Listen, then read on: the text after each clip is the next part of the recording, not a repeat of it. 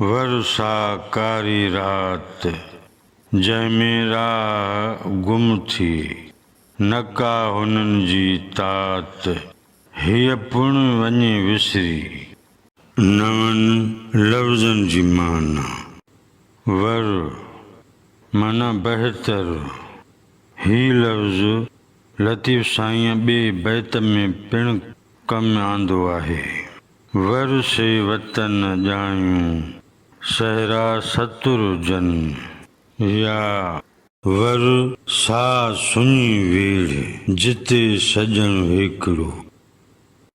कारी रात उहा रात जंहिंमें चंड न उभिरे, जे उभिरे त सफ़ा थोरो उभिरे। राह गुम थियणु हिन इस्तिलाह जी माना आहे रस्तो वाट विञाइजी वञणु। हुननि माना हिननि। ही लफ़्ज़ ज़मीर जम ग़ाइब जो मफ़ूली इस्तेमालु आहे। तात सार सारूणी संभार पचार। ही लफ़्ज़ लतीफ़ साईं ॿिए बैत में पिणु इस्तेमालु कयो आहे। तुंहिंजी तात तलब कांग उॾायम काक जा।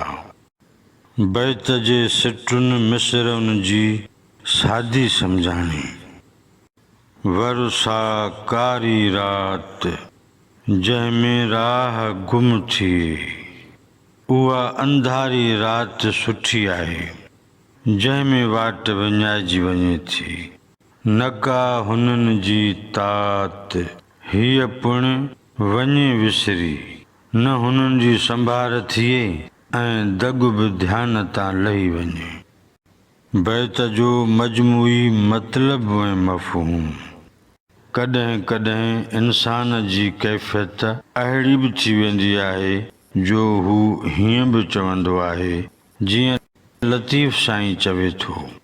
वरसा कारी रात जंहिंमें राह गुम थी नका हुननि जी तात हीअ पुण वञे विसरी।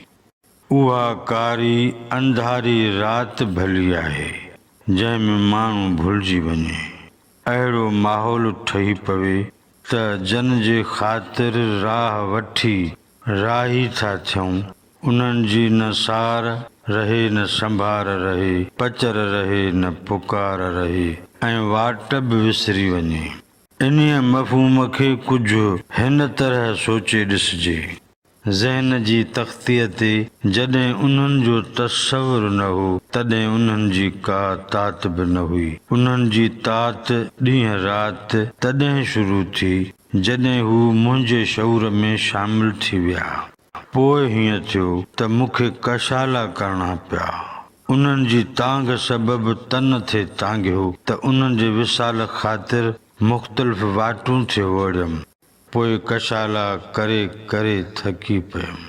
तॾहिं चयुमि त जॾहिं अहिड़ी का बि रोशनी मुंहिंजे शऊर में न हुई त उहा कारी अंधारी राति भली हुई जो उन ज़माने में न कंहिंजी तात हुई ऐं न की राहूं रस्ता वठी रुलणो थे पियो।